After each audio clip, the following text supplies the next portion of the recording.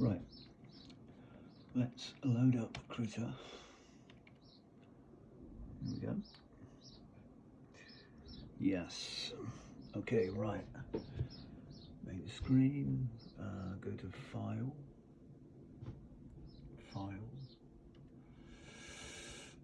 Click New. Now you should get a box appear in the center of the screen. Obviously this is the image size, so you're going to have to change the resolution, height and width. You can have portrait or landscape. Usually I work around 1500. I work around the thousands. I don't go over 2000. So let's just go for that. You can do anything. You can do 1000 by 1000, or you could do 1600 by 950, whatever you like, but let's just stick with 1700 width and 1500 height. That should be a landscape layer, landscape page, landscape piece of digital paper. Right, let's just click that down there. Create, sorry, I did that a bit too quickly, but you go down to the bottom of the box and just click create, and then you have your first layer. Now let's just get rid of these dockers on this side. Let's just get rid of them, and then I can show you how to get them up. Right, so obviously you've got your different tools on this side for creating a square or free line or a rulered line or circles. Well, you get the drift, and you don't need to know any of that just yet. This is just the basic startup. Right, so we want to get the dockers up, so that means we want to get the brushes up. We want the color selector, and we need the layers. That's all we need. 3 of the dockers. So go to settings, go to settings, right, go down to dockers, and then another box should open up. Right, let's have a look. So at the top we've got advanced color selector. Click that and you should get this color selector, which is a wheel of colors, and if you click on the top of the triangle you get all the different color tones and whatever color you're using. But always remember, if you want to use black ink, just go right back to the peak or the pinnacle of the triangle. But yeah, you can move the guide around to select whatever color you want. Right, let's go back to, so we got the color selector. Let's go back to settings. Click settings, docker. And secondly, we need, where are they? Good Lord, where are they? Brushes. Am I blind? Brush preset, brush history. Is that it? That must be it. Yes, so brush preset. And then you should have color selector and all the different brushes. That means pens, pencils, paints, felts, blah de blah de blah, etc, etc, etc. And you've got this little gritty thing here to move up and down, so you can select whatever you want, and just select by clicking on whatever you want. So let's just stay with that. Ink, which I normally regularly use when I'm working with digital. So we've got the color selector, we've got the brush preset, And now we need the layers up to show what we're doing drawing wise. Right, Dockers, back to Dockers. Box with all the different bits and pieces. We need layers. You can hardly see. Where's layers? Where? Oh, there it is, layers. Right, click layers. Yes. So now we've got the layers, which is just digital paper. You know, you can add layers. So that means if you're drawing on this layer, which you can name by clicking twice on it, you can name, say, like, you know, tree, house, portrait, blah de blah de blah. Or you can erase a layer by simply clicking on your little pen button on the side of your Wacom pen, the top one. Hover over the layer, click on that little button once, and then you'll get a box come up and it will say remove layer. So you remove layer back to a single layer. That's background, you don't want to touch that. You can't touch that anyway, it's locked. But anyway, right, that's it. So you've got your layers, you've got your tool settings, and you've got your color selector. So we've got it on ink at the moment. We got it on black. Just basic black ink at the moment. You can have it on pink and black or green. And just tap on whatever colour you want. Or use that little thingy-bob to cycle around all the colours. But we're going to use ink, so it doesn't matter what colour you're in, just go back to the peak. And it'll take you back to black.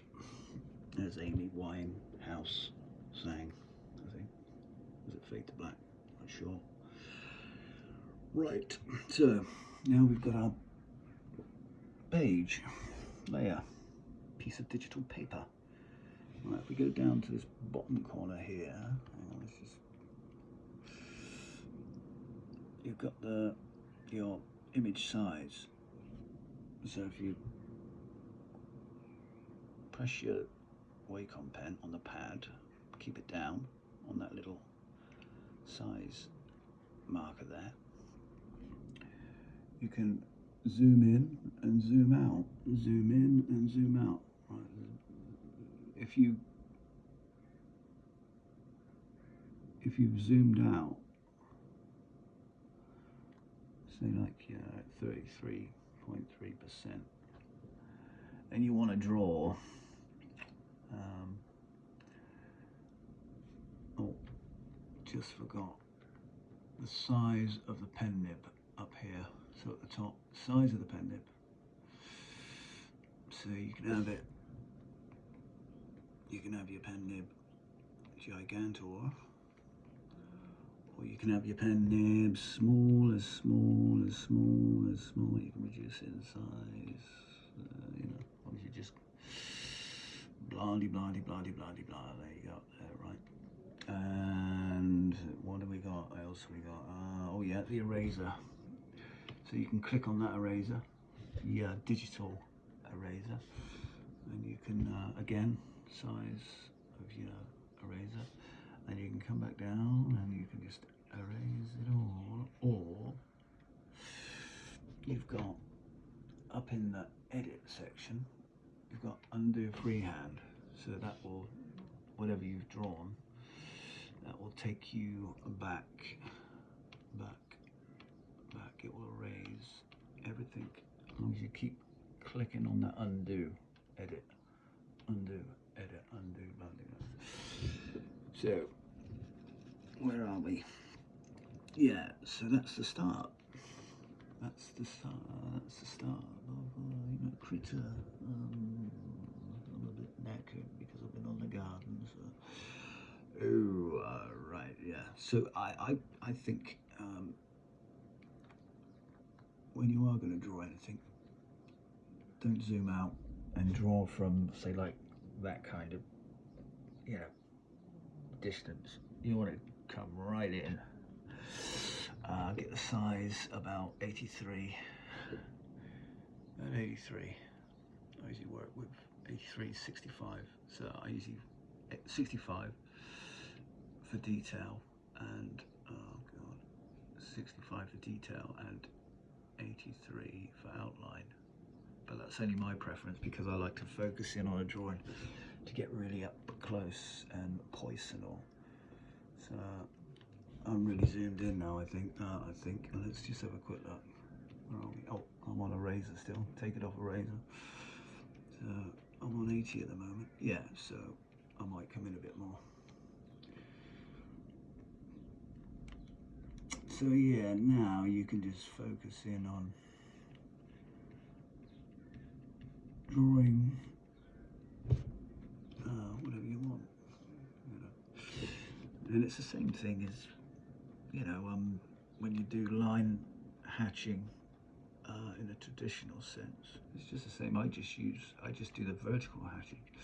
See, and every single line is individual, so it takes forever. You understand? That's how I do it. People don't believe it, but this is how I do it. And it takes forever, whether it's muscle anatomy or clothing or hair, fur.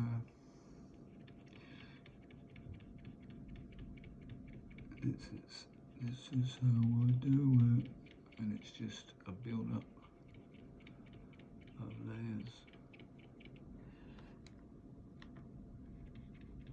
But it's good because you can create all sorts with it. Feathers and Lord knows what, but yeah. Like I said, it's the same as when you're line hatching in a traditional sense. Except you're doing it on a digital art software with a Wacom pen. Do you understand? Yeah, so remember that's at 400%, so that's really up close and personal. So if you zoom out, it becomes nice and compact. But never draw when you say, like, I don't know, let's say you're at 100%. Where we go, 100. It's quite difficult to draw anything at 100% because you can't really, you know. At least with digital, it's not like traditional. You've got to, you know, you've got to focus with your eyes on a piece of paper. But with this, you know, just to focus in, just use that zoom. Bring it in, baby, bring it in. And then that was from 100%. Crap. That was from 400. That's good or better. But you know, that's the start. I hope that helped. And now a quick song. Place where I come from. That's too high. The place where I come from is a small town. They think so small, they use small words. I'm gonna run out of time. But that's not me. I was smarter than that. I worked it out. I'll be stretching my mouth to keep those big words coming right out. Good.